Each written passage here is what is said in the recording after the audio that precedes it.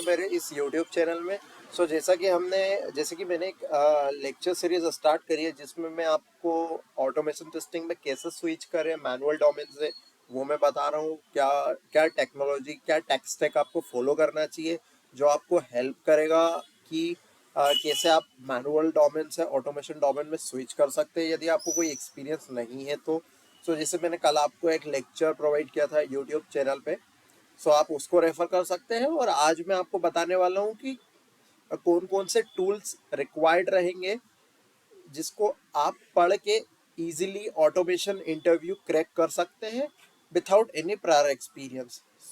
सबसे पहले मैं अपने बारे में बता देता हूँ। मेरा नाम रजत शर्मा है। एक्सपीरियंस मुझे 5 ईयर का है टेस्टिंग डोमेन में, जिसमें मैंने manual as well as automation में वर्क किया है। अभी मैं करेंटली ऑटोमेशन डोमेन में ही वर्क कर रहा हूँ।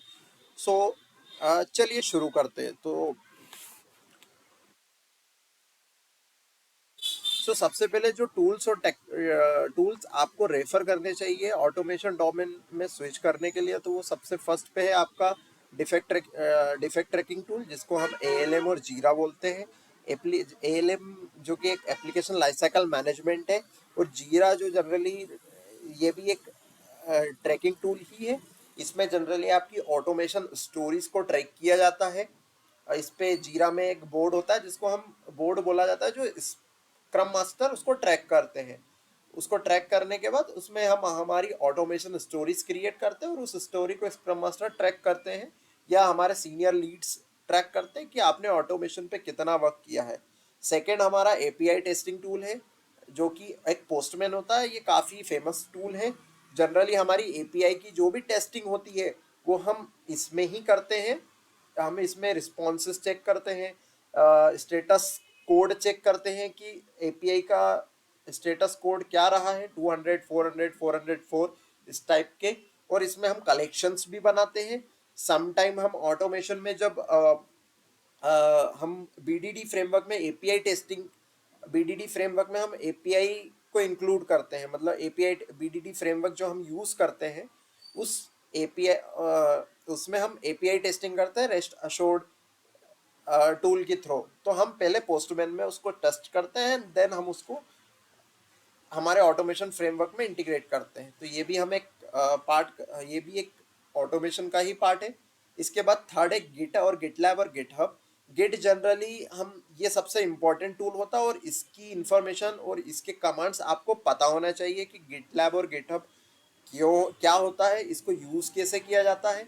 क्योंकि जनरली क्या होता है, हम ऑटोमेशन टेस्टिंग में जब हम हमारी स्क्रिप्ट या जावा में ऑटोमेशन कोड लिखते हैं हर स्प्रिंट में, तो वो उसे at the end of the sprint हमें कहीं पे भी हमें गिटलैब और गिटहब में हमें पुश करना होता है। तो अब हम वो कैसे कोड को पुश करते हैं, कैसे क्लोन करते हैं, पुल कैसे करते हैं, तो ये सब इसकी इंफॉर्मेशन आपके पास होना चाहिए, इसका नॉलेज आपके पास होना चाहिए, कमांड्स का आपको नॉलेज होना चाहिए। इसके बाद फोर्थ हमारा एपीआई डॉक्यूमेंटेशन है, स्वेगर है। जनरली जब डेवलपर्स एपीआई लिखते हैं, वो एपीआई जावा कोडिंग जब वो करते हैं, तो वो at the end of the sprint वो अपनी एपीआई इस स्वेगर में इम्प्लीमेंट कर देते हैं। समटाइम हम इस यदि हमारे पास पोस्टमैन अवेलेबल नहीं रहता है, तो हम हमारे ऑटोमेशन फ्रेमवर्क में स्वेगर की लिंक प्रोवाइड करके हम वहाँ से एपीआई का वैलिडेशन करते हैं थ्रू अवर ऑटोमेशन फ्रेमवर्क। तो इसीलिए हम स्वेगर को भी रेफर करते हैं समटाइम। इसके बाद फिफ्थ हमारा जो सबसे मेन इंपॉर्टेंट टूल है जेनकिंस का, जो कि हर ऑटोमेशन टेस्टर से एक्सपेक्टेड किया जाता है कि इसके बारे में एटलीस्ट उनको इन्फॉर्मेशन हो, उनको नॉलेज हो। क्योंकि जेनकिंस के थ्रू ही हम हमारी सीआई एग्जीक्यूट करते हैं, हमारी पाइपलाइन, ताकि जो भी हमारा कोड हमने लिखा हुआ है वो एक शेड्यूल टाइम पे हम इंटीग्रेट एग्जीक्यूट कर सके हमारे इन्वायरमेंट में।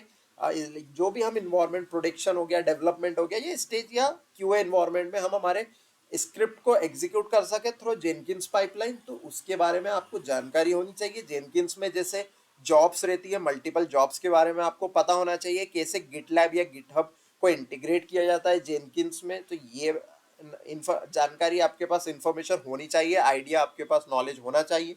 और यदि आपसे प्रैक्टिकली यदि कोई प्रैक्टिकली आपसे यदि कोई पूछ रहा है, तो आपको इसके बारे में इंफॉर्मेशन होनी चाहिए। सिक्स्थ हमारे पास एक्सेल और पीपीटी का नॉलेज होना चाहिए। जनरली हम ऑटोमेशन सिनेरियोज एक्सेल में ही लिखते हैं और पीपीटी में हम डेमो देते हैं। तो ये इसका एक बेसिक नॉलेज, कैसे एक्सेल वर्क करता है, पीपीटी कैसे करता है, ये हमें पता होना चाहिए। इसके बाद सेवन्थ हमारे पास एडोबी सॉफ्टवेयर है। ये यूआई यूएक्स डिज़ाइन को रेफर करते हैं जनरली, ताकि आपको पता हो कि यूआई यूएक्स डिज़ाइन क्या है और इम्प्लीमेंटेशन क्या है। तो हो सकता है कि डिज़ाइन गैप हो और ऑटोमेशन आप ना कर पा रहे हो, आपको आइडिया ना हो, तो आप ऐसा इस टूल को रेफर कर सकते हैं यदि आपके प्रोजेक्ट में यूज़ हो रहा है। तो अदरवाइज आप कोई डिफरेंट डिफरेंट सॉफ्टवेयर यूज़ कर रहे हैं तो आप उसकी इन्फॉर्मेशन ले सकते हैं आपकी टीम से। इसके बाद एट्थ हमारे पास कॉन्फ्लुएंस है। कॉन्फ्लुएंस एक ऑटोमेशन, एक डॉक्यूमेंटेशन टूल है। यहाँ पे आपको सारी स्टोरीज मिल जाती है, जो भी आप यूजर स्टोरीज बनाते हैं, डेवलपर या पीओ या बिजनेस एनालिस्ट, या इंफॉर्मेशन आपको यहाँ पे मिल जाती है। तो ये प्रोजेक्ट में सबसे इम्पोर्टेंट पार्ट रहता है। इससे ही आपको केटी मिलती है कि ऑटोमेशन में आपको कैसे कोड लिखना है, क्या प्रोसीजर फॉलो करना है, कैसे आपकी रिपोर्ट जनरेट होती है। एक्सटेंड रिपोर्ट समटाइम कॉन्फ्लुएंस में ही अटैच कर दी जाती है। सो ये ये कॉन्फ्लुएंस के बारे में आपको पता होना चाहिए। तो हम, यदि ये सारे मैंने टूल्स लिस्टेड डाउन कर दी, जॉट डाउन कर दिए हैं, सो ये आप रेफर कर सकते हैं। और यदि आप ये लेक्चर 2 जो आप रेफर करें और लेक्चर 1 यदि आप रेफर करें, तो ये इनफ इंफॉर्मेशन है आपके लिए एक ऑटोमेशन ऑटोमेशन इंटरव्यू को क्रैक करने के लिए।